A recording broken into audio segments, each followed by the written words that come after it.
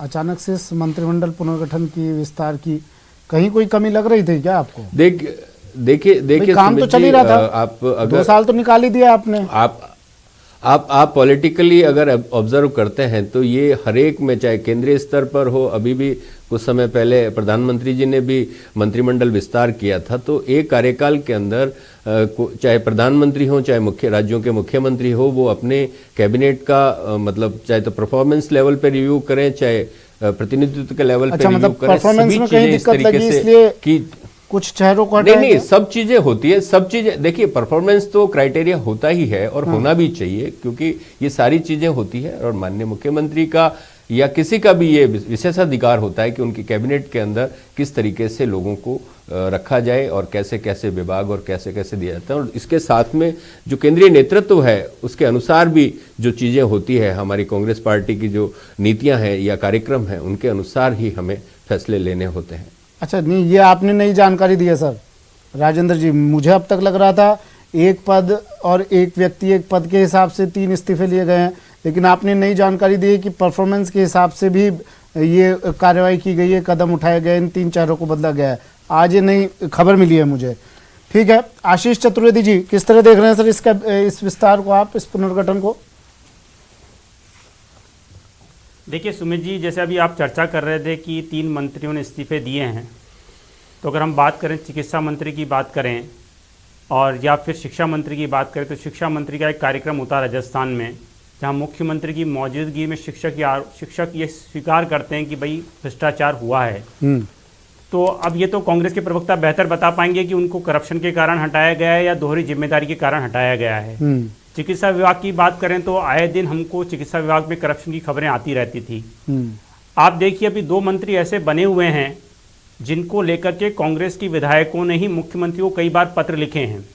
अगर हम बात करें खान मंत्री की, तो उनको लेकर के कांग्रेस के विधायक भरत सिंह जी ने अनेकों पत्र मुख्यमंत्री को लिखे हैं कि वो अवैध खनन में लिप्त हैं। अब किस कारण से कांग्रेस आलाकमान और मुख्यमंत्री ने उनको नहीं हटाया, इसका बेहतर जवाब तो कांग्रेस ही दे पाएगी। अगर हम बात करें ट्रांसपोर्ट मिनिस्टर की, तो उसमें भी आप देखेंगे तो एक बहुत बड़ा घोटाला हुआ है जिसकी एसीबी में जांच है, वो लंबित है और वो फाइल कहाँ है किसी को नहीं पता है। इससे पहले किसकी बात की थी आपने, तो पत्र लिखा गया और नहीं हटाया?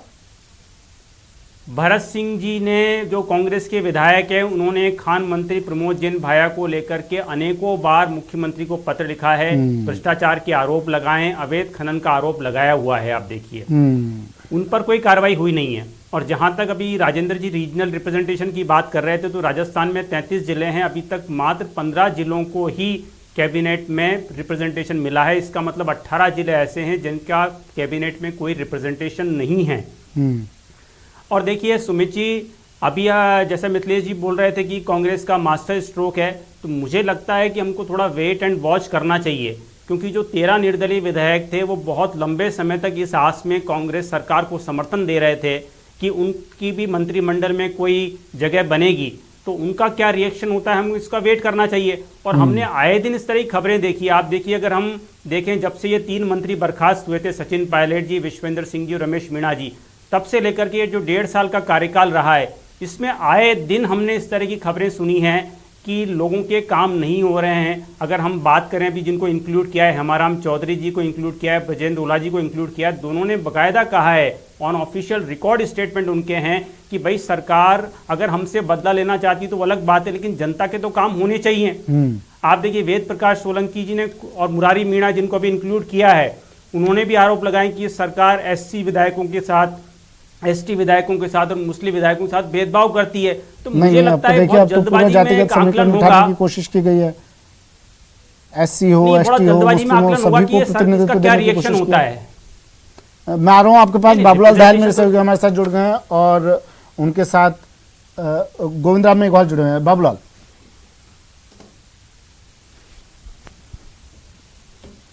गोविंद मेघवाल के चेहरे पे मुस्कान है, बड़ा संघर्ष किया है और अब कैबिनेट मंत्री के रूप में आज शपथ लेंगे।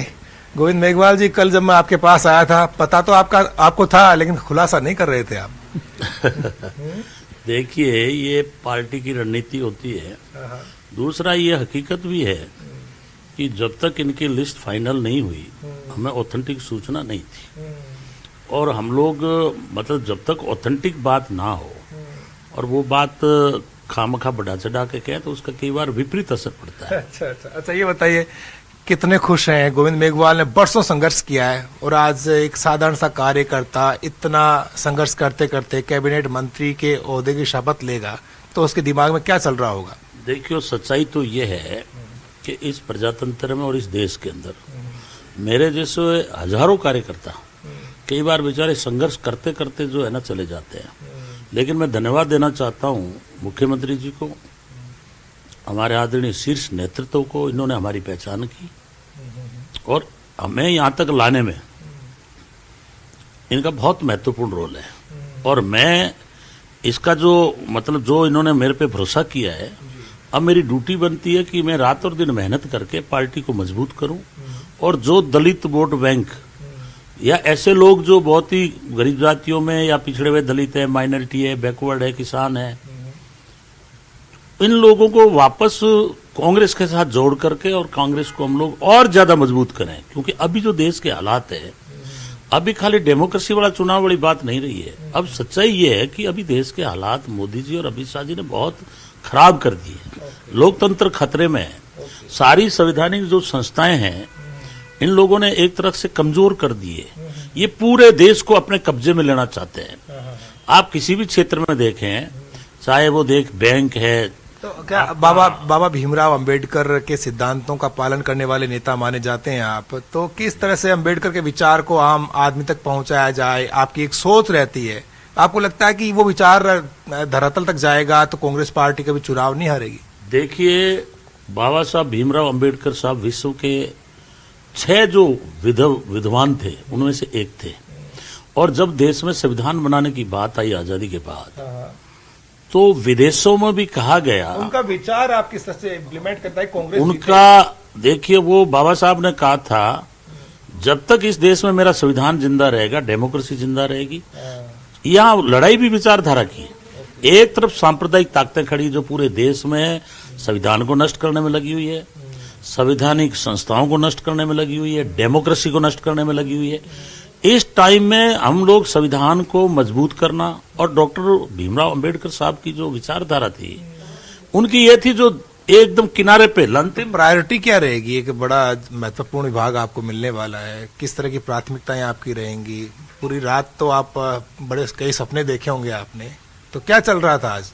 देखिए, मैं तो मेरे काम में विश्वास करता हूँ। मुझे जो भी ड्यूटी देंगे, मेरा एक ही लक्ष्य है कि इस देश में समानता आए, जाति विहीन समाज बने, और ये जो ऊंच नीच का भेदभाव है ये खत्म हो। और जो कांग्रेस ने इस देश को विकास की ओर आगे बढ़ाया है, उसी लाइन को हम आगे बढ़ा करके और इस देश में ऐसी व्यवस्था करें जिससे हर आदमी यहाँ सुखी रहे।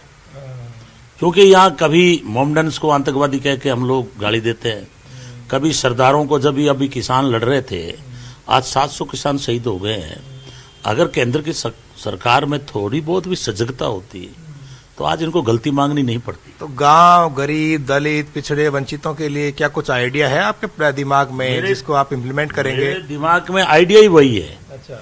कि जो आदमी समाज में हर अपने अधिकार से वंचित है, जो सुविधाएं नहीं मिल रही है या मूलभूत सुविधा नहीं मिल रही है, लाइट है, पानी है, बिजली है, या वो किसी तरह से असुरक्षित जीवन जो जी रहे हैं, उसको हमें अधिकार के प्रति जागरूक करना और उन्होंने एक जज्बा पैदा करना। और मैं तो ये कहूंगा, हमें उस घर में दिया जलाना है जिस घर में सदियों से अंधेरा है। वाह वाह वाह। तो इस अंधेरे को आप दूर करेंगे। ये बताइएगा कि आपका सिलेक्शन तो करना बहुत टफ रहा सीएम गहलोत साहब के लिए और पार्टी हाईकमान के लिए। ठीक है, मैं फिर से लौटूंगा आपके पास। महेश जुड़ गए हमारे साथ, उनके साथ ममता भूपेश मौजूद।